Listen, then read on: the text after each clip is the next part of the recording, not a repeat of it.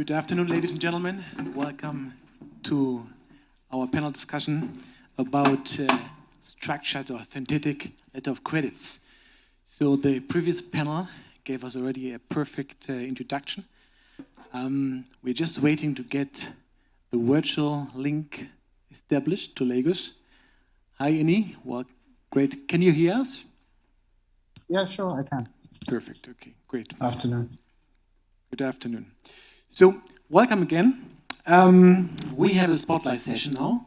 We want to talk in particular about structured LCs, the market also known as synthetic letter of credit. As many times raised already in the last 2 days, there is a gap in trade finance in Africa. The International Chamber of Commerce assessed at around 1.5 billion, and this gap is increasing, particularly after the pandemic. On the same hand, everybody involved in trade in Africa have also noticed that after the pandemic, there is an extreme strong rebound. So we see extremely increased trade flows, but challenges remain, particularly in regard to US dollar liquidity in markets, for example, like in Nigeria. So with that, I would like now to introduce the panel. Virtually from Lagos, I would like to welcome Ebong, Group Executive for Treasury and International Banking at First Bank of Nigeria. Good afternoon, Ini. Good afternoon, everyone. It's nice to be here. Thank you. Then left to me, Ian Henderson, Chief Investment Officer at Artis Finance. Good afternoon. Afternoon, everybody. And then far left, Russell Brown, Global Head of Trade Finance Financial Institutions at Deutsche Bank Group. Good afternoon. Good afternoon, everyone. So again, we have seen an increased volume of trade finance activities across Africa. The challenge is really, and we would have even seen perhaps more, but the challenge is really that US dollar liquidity is not available. On the same, we have seen in situations like that whenever US dollar liquidity is scarce or short, there is one certain instrument coming into the game, which is the structured letter of credit. So we have seen that in Nigeria, for example, in 2015, where the commodity prices came down, and now 2020-21, where the commodity prices are up again, but still US liquidity is scarce. The structured letter of credits are also quite booming. So it is worth to look at this a little more in detail. Anybody, or I guess everybody dealing in the trade finance sector knows about structured LCs or have heard about structured LCs, and perhaps you would agree that there are some sentiments around structured LCs, particularly if you're talking to our risk people. So I think, Ian, it's good if we get it right and get a proper definition how structured LCs are defined. So could you give us a brief overview about the product? Thanks, Andreas. To start off with, the International Trade and Forfeiting Association, ITFA, published a guide to structured LCs earlier in the year. I recommend you all take a look at that. It really demystifies structured LCs, synthetic LCs. It covers some of the history of how these things came around, how they've sort of evolved over the last 3 decades, a little bit on case law, and really factors you need to look at. So it's really worth a guide if you really want to understand how they work, and if you need to show your risk officer or credit officer what these are all about, and sometimes even the compliance department. But let me start obviously with the traditional documentary letter of credit. I assume we all know what they are. But just by way of a quick précis, not to teach everyone what LCs are today, but these are often used in international trade. They make up a huge component of trade finance and trade finance between parties that don't know one another and cross-border trade. So I think essentially, a traditional LC is a contract under which a bank agrees to pay the seller of the goods to be exported against presentation of specific documents relating to those goods. LCs deal in documents, not in the goods themselves. And obviously the LC is issued at the request of the buyer. They're known as the applicant in favor of the seller, which is the beneficiary. And there's usually two banks involved in an LC transaction. You've got the issuing bank, and then you've got the discounting or confirming bank or accepting bank that's acting on the other side. Sorry to interrupt. So we have a chart also prepared. So Yes. is it possible that you put this on the screen as well? So that's the guide we're talking about. Within this guide, there's also a structural diagram on how structured LCs work. But I think what's key under traditional letters of credit is that documents need to be presented. If the documents are compliant, then the accepting bank is obliged to make payment to the seller upon presentation of those documents. Now, a structured LC has a different purpose, it has a different structure, and generally the key difference here is that the first buyer and the seller are usually part of the same group. And I use the word first buyer because often there's a second or third buyer in the chain in these transactions which may not be disclosed up front. But for example, a large multinational trader might have a Brazilian subsidiary that's the seller, the buyer might be the Singapore entity, and then from there they'll go on to the final destination. So that's one of the key differences. These parties are known to one another, they may be related. The other scenarios, there might be an intermediary company acting in the middle as sort of an SPV for the trading purpose. That could be related to the seller as well, or it might be related to the buyer. So this is one of the key differences when you talk about structured LCs. Beyond that, what are the reasons for these? Effectively one of the parties in the transaction requires finance, and usually it's the issuing bank, hence the wish to get involved in issuing these structured LCs. I'll cover a bit later on sort of the pros and cons for each of the parties to one of these transactions. But once again, even under a synthetic or structured letter of credit, it does need to relate to a physical movement of goods. There needs to be an underlying trade transaction. Yes, it may not be directly linked to the parties, but there is an underlying trade transaction. The other key difference is because the parties are known to one another, often copy documents are used, and quite often the documents can be accepted and agreed prior to even presentation. This is obviously a huge deviation from a traditional documentary letter of credit, where the parties don't know one another, and you need the documents to be accepted in order for payments to flow. But I think other key point to note is on the case law and legal side. The white paper certainly covers quite a lot of case examples, but under English law, there's no precedent or guidance on the treatment of structured LCs.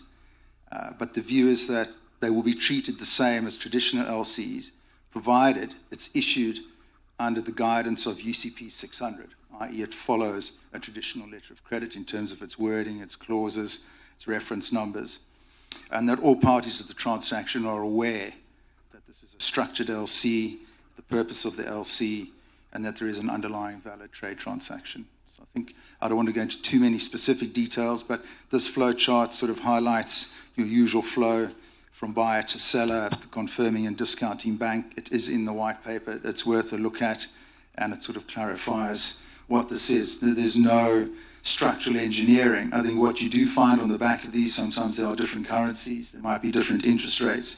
So in the broader structure with the trader, there could be FX or interest rate swaps. But from an issuing bank and discounting bank perspective, you can actually view these as if they were traditional LCs. It's usually the financing component where you get involved in, is it structured or not, to be perfectly honest. Thank you. So summarized, I mean, you would agree if well, we can summarize in a very brief form that it's based on a pure trade, intercompany related, and it's the main purpose is to provide liquidity to the issuing bank. Correct. Okay, good. So, Ini, I mean, First Bank is a leading bank in West Africa and has a huge footprint in sub-Saharan Africa. So, I mean, you know the market, and my home is Nigeria, and we know about the difficulties in dollar supply. So would you agree that the structured letter of instrument is a perfect instrument to somehow balance dollar supply in markets where we have restrained dollar supply? Yes, I would agree. It is one of the tools that is available. I mean, when we think back over the last couple of years, where we've had a number of different financial crises and attendant shortages of dollar liquidity on the one hand, and a reduction in appetite by the traditional correspondent banking partners, then certainly, well, banks like ourselves try to look for alternate additional sources of liquidity. And we found that the structured LC product has been essential in that regard in providing that liquidity, which ultimately we still use to finance and backstop international trade finance. So it is a veritable tool that has come in extremely useful in these periods over the last couple of years. Thanks. And what kind of pros do you see if well, you're sourcing liquidity via letter of credit or a structured letter of credit? I mean, compared to conventional funding sources? I mean, that's a good question. What we find is that I dare say there's a little more appetite in terms of the engagements that you have. Because when you look at banks like ourselves in our part of the world, I mean, the traditional funding sources are routed through the relationships you have with your banking partners. So first of all, through the regular correspondent banking services they may provide to you and the lines they will assign to you. But then if you have market access, you could tap international capital markets via Eurobonds or other things or bilateral loans. Usually we find that the largest appetite is in the trade finance space, or traditionally via the correspondent banking, transaction banking type product, right, which is associated with the LC. Now, when there is stress, you typically find that the correspondents begin to cut exposure to the country, right, which is normal. You reduce risk. What we have found is that, interestingly, you will still find appetite that will support or backstop some of the structured LCs. So in many ways, it's complementary, but we do find a significant amount of appetite there that meets our needs, and then that creates the liquidity to continue to underwrite trade business. Thanks. I think that's very interesting. I mean, well, we have seen different waves of risk appetite and crises in sub-Saharan Africa, and I think everybody agrees that international banks coming in, coming out, and there's a quite volatile change or quite volatile difference in risk appetite. So, if I understand you correctly, so those structured LCs, that is something where, in average, there is a good risk appetite for particular for confirming banks. So perhaps they are more cautious about the country, but if it comes to these kind of structures, there is a good appetite in the market. Yeah, I would say so. I would agree with you, Andreas, and that's been our experience. Indeed, when I sit back and look at the evolution of the product or how we have used the product over the last 5 to 6 years, I would say the appetite is there. I would also say the appetite is expanding. So we are headquartered out of Nigeria. It typically was just a Nigeria play for us. But increasingly now we're seeing that there's appetite to replicate the activity in other West African countries. So yeah, the appetite is growing, definitely. That's very interesting. I mean, for us, what we have seen so far is Nigeria, Ghana are typical markets for the structured LCs. If you see there's a growing appetite into the region, what kind of other countries do you see actually? Well, certainly you're right, Nigeria, Ghana. We've recently started some discussions in countries like Guinea. So it's growing. The appetite is also growing. The ticket sizes are getting bigger out of the underlines in some of these other countries. So it's spreading cautiously, I guess, but it is. In terms of ticket size, what is your sweet spot? What are you looking at? What is the amount commodity traders can start discussions with you? Well, I mean, given the size of our bank, typically what we would see and it also depends on the counterparty in question. We have a policy of only dealing with the major global, commodity houses, right? So I would say on average about $50 million. But those typically are booked in ticket sizes of around 20 to 25.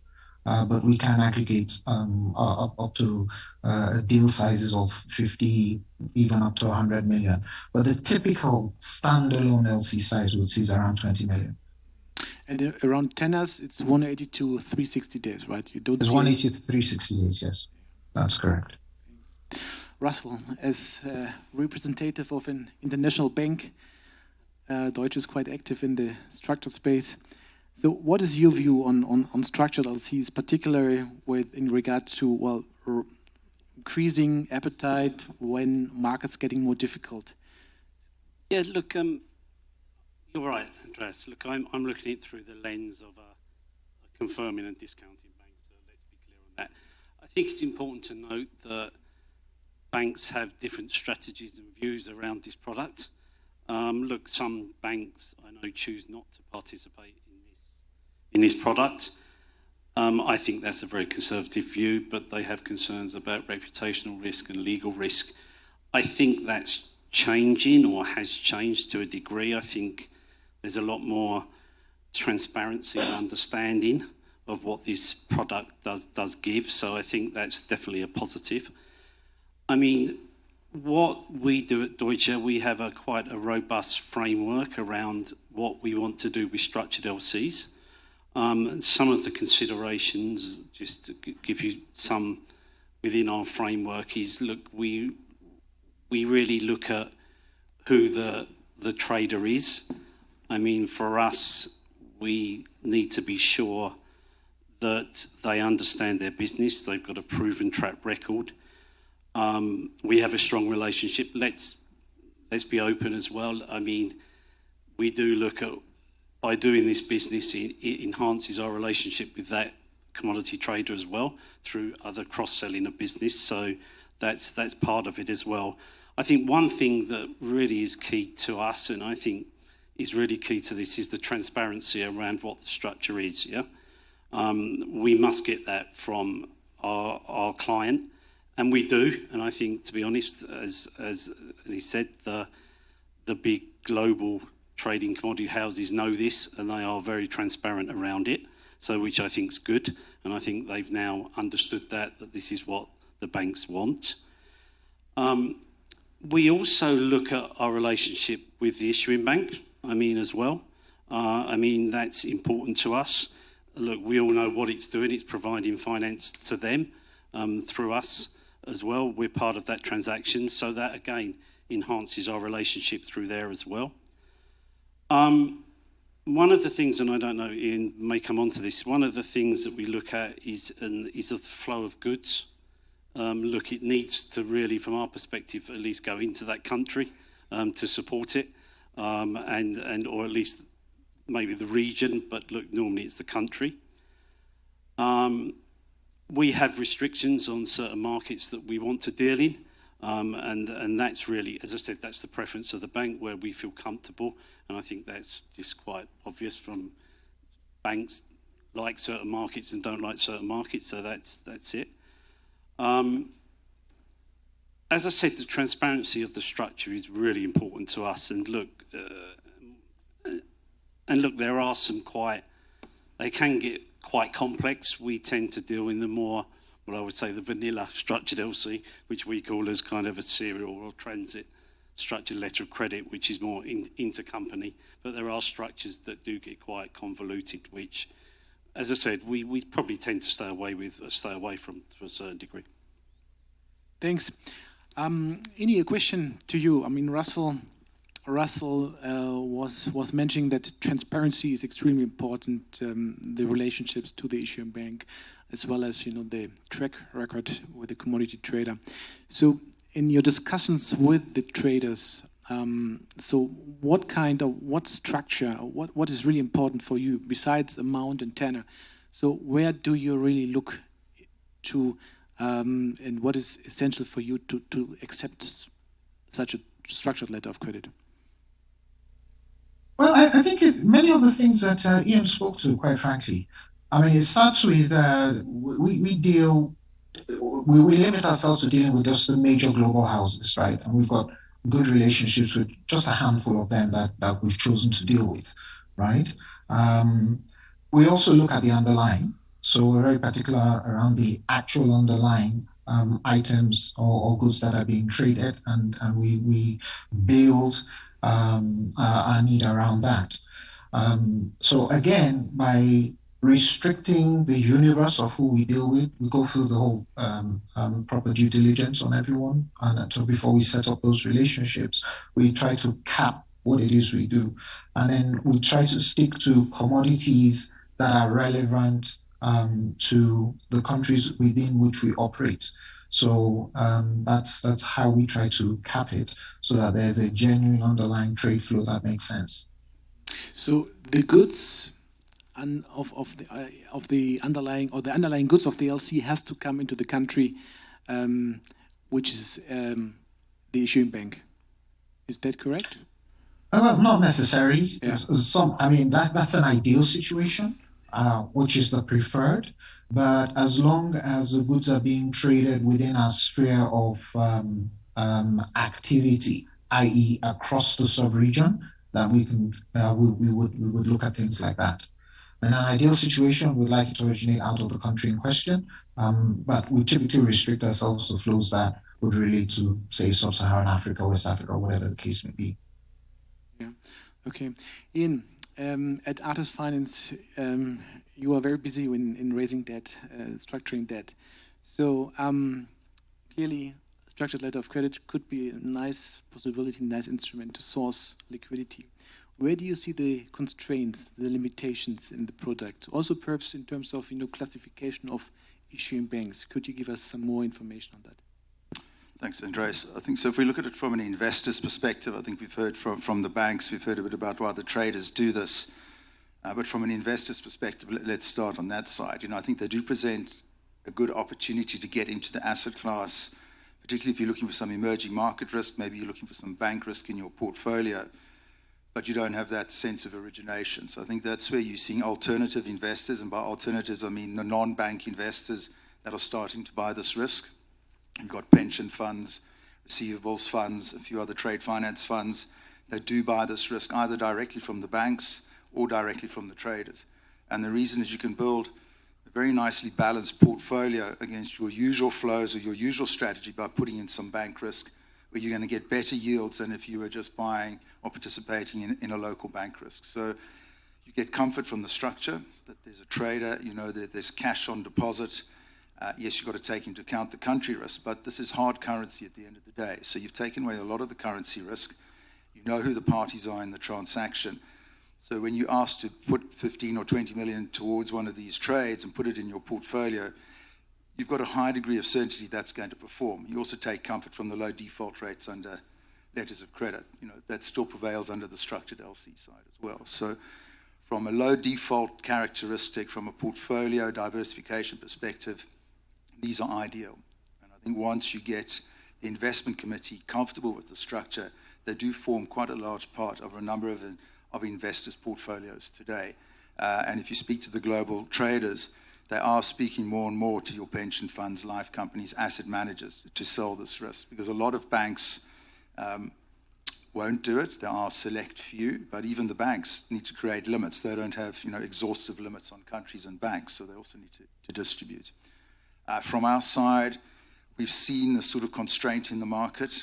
We're in the process of putting a product together which will be a dedicated fund purely to buy letters of credit and structured LCs to sort of create more liquidity in the market. So it's been quite interesting in talking to equity investors for this, where it's trade, there's obviously commodities, but you've got to sell it to them as a very different risk. This is bank risk, it's got a low default characteristic, it's giving you a return in line with other equity or fixed income markets, yet very low default characteristics. So you're not selling it as a trade product, and you're not selling it as a commodity trade finance product.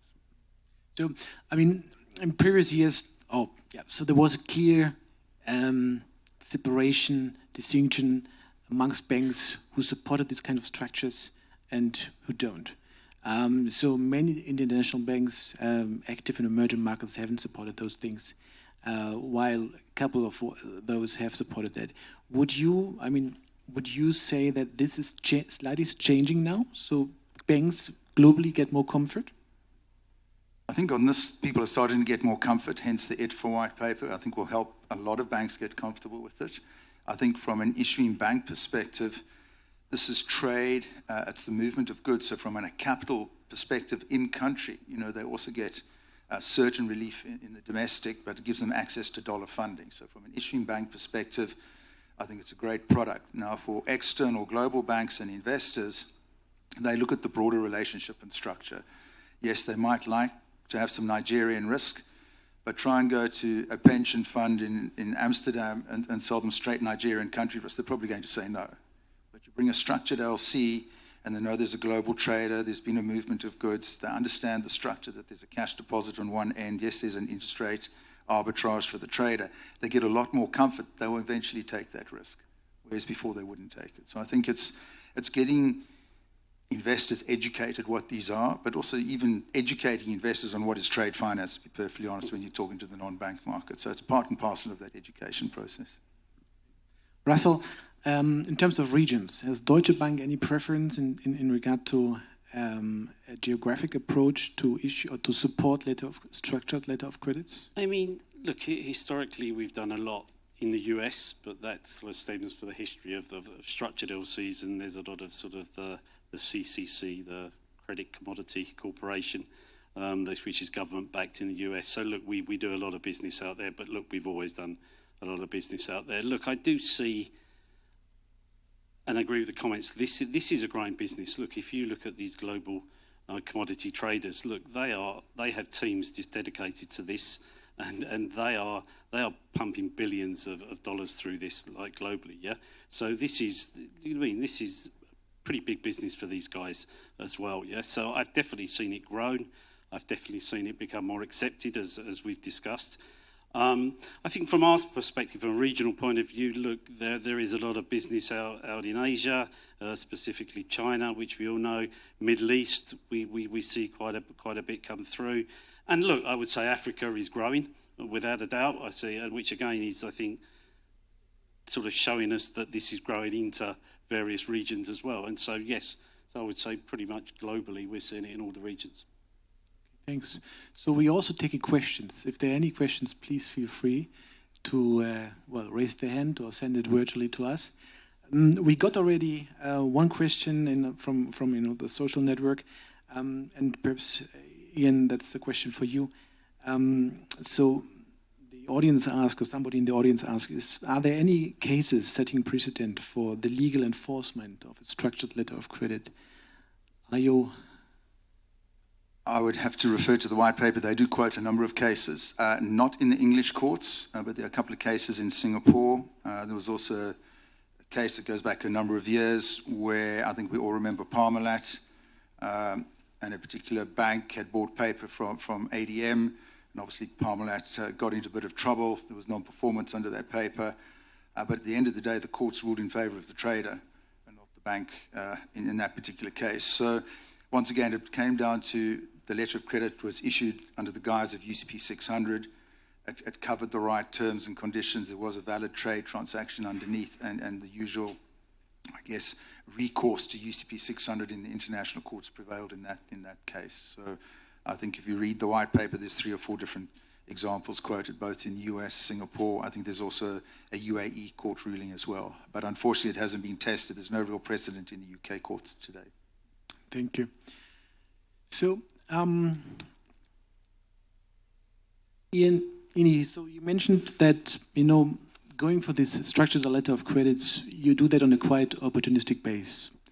So I guess there's not established part or clear strategy to how many letter of credits or structured letter of credits you go to build your funding strategy in the year. So would you imagine, so guessing that the forex constraints may continue, that the structured letter of credit will play a more important role in the next years, given that the parties and participants have more confidence, that we have more clearance, more perhaps also awareness of this product. Is this something where you see, well, that is, this structured letter of credit has a future to become an established funding instrument? Yes, it does. And increasingly, it has played a part of our funding strategy. But I think the way we look at it, we look at it as an enabler for our trade finance business, right? So if you think of it in the context of what you described around a lack of domestic foreign currency liquidity, I mean, that is essential to oil your trade finance business, especially where you have a high degree of imports. So, you need the FX to continue to liquidate the established LC obligations. So we typically, the way we look at it is that the funding we can generate through using the structured LCs, right, is generally to backstop our trade finance business. Again, not necessarily looking at it as a source of core term funding, right? That's the way we look at it today. Again, in engaging with the counterparts that we deal with, we assist them and assign them limits based on our appetite. So everything is looked at within, that trade finance bucket. Now, that said, when I look at the evolution of the product over the last couple of years and how we've used it, it is becoming a core part of our funding, albeit on a revolving basis, because the tenors are typically, like I mentioned, 6 months, in some instances out to 1 year. So will it become a core, an increasing part of it? I guess so. And as more, both investors and other banks become more willing to participate, then we can continue to expand that.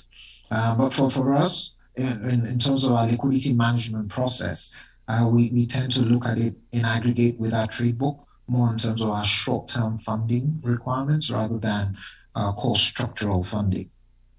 Thank you. Andreas, can I just mention a point on that? I think, to me, if this market is going to grow, I think the investor side is the big part there, the non-bank side, because I feel from as I said earlier, banks have certain appetite on this, some banks don't, some banks do, yeah? But look, fundamentally, they're really classifying this as their LC, part of their LC contingent lines. So there's no distinguished. So if you have an LC line, the bank may choose to fill it completely with confirming structured and discounted structured LCs, or it may want to just use it for the traditional LC lines. Now, as he said, in times of stress, then banks are going to cut their lines quite naturally. And then so where I see if this is going to grow is really getting that sort of non-bank investor bank. So I think it's beginning to a stage where it's probably a bit saturated from the international banks because, look, I mean, there's not been a big investor market for this, yeah? I mean, look, most banks will hold this on their own books, yeah? I mean, and look, there hasn't been a market out there to distribute this risk. Yes, maybe changing slightly, but I think that's where I see the big change, and that's where I could see it really sort of exploding, if you understand what I'm saying. I mean, because as I said earlier, the traders, they have the capacity to do lots of this business, but they need sort of the people to fund it, yeah? Yes. Ian, what's your view? Yeah, I think, Andreas, also it's a cash management tool for the traders. And coming back to Innie's point, it's also a cash management treasury tool for the issuing bank. Yeah. So you can dip in and out. It's not like you're signing a 5-year framework agreement and you're committed to the funding. So it does give them a bit of flexibility, but it's not committed. So you might have the funding today from that trader, but it could be gone next month, unfortunately, when it matures. So all those risks to be aware of. One question would be also interesting. So, I mean, so far we see tenors up to 12 months. So we know with the more active secondary market, with more awareness about the product, do you see a chance, a possibility that we see tenors beyond the 12 month?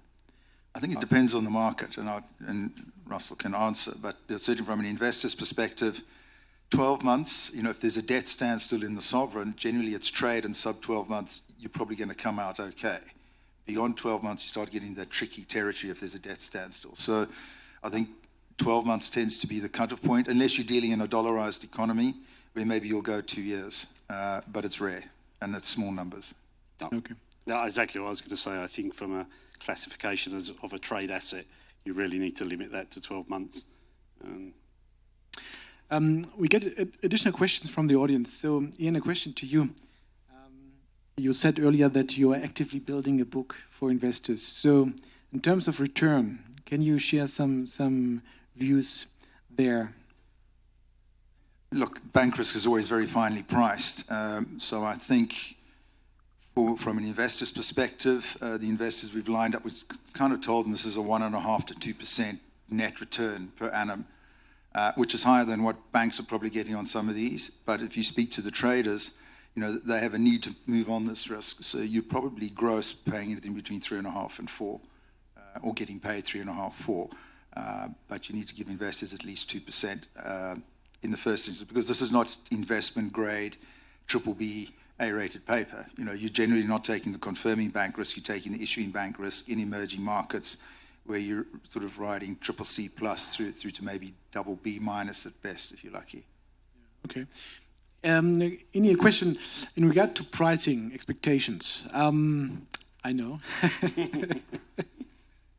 So, where do you see average margins for those kind of products in markets like Nigeria, for example? Did pricing more came down, or is it coming up? So, where do you see average lines, just in average? I would say it's been relatively stable. Again, it's really a function of the market conditions at a time, right? So we've seen prices wider than has been mentioned in the past. So yes, LIBOR plus 500, those type of pricing. But when things start to normalize, they tend to contract to the kind of levels that have been mentioned, or even lower. So it's really a function of market conditions and the flexibility that the product provides at the time. So it varies quite a bit. But I would say on average, over the last couple of years, it's come down a bit. Okay, thank you. One final question to you, Russell. At the moment, the structured letter of credits are more really something for tier 1 banks across the region. Do you think that with more establishment, Deutsche could also, or the national banks would be also willing to, discount and confirm tier 2 assets? Yeah, look, I think from an international bank perspective or a confirming bank perspective, look, clearly you have your appetite on the country and the counterparts, yeah? And clearly as you go down the tiers, then that's going to be more limited. So, I mean, look, it's really, as we said before, this is defined as purely as sort of bank risk, LC risk. So I think it's going to be, in the truthful answers, that it gets more difficult as you go down the tiers, yeah, to be honest, yeah. Thank you. Okay, so we are ending up with the time. Thank you so much for the discussion. I hope we could clarify the product a little bit more, and we will see more structured letter of credits, because they are useful instruments, particularly for markets where we have high volatility. Additional questions, please send them to the organizers. We will then answer them. Thank you so much for attending to the panelists, and have a great day. Thank you. Thank you.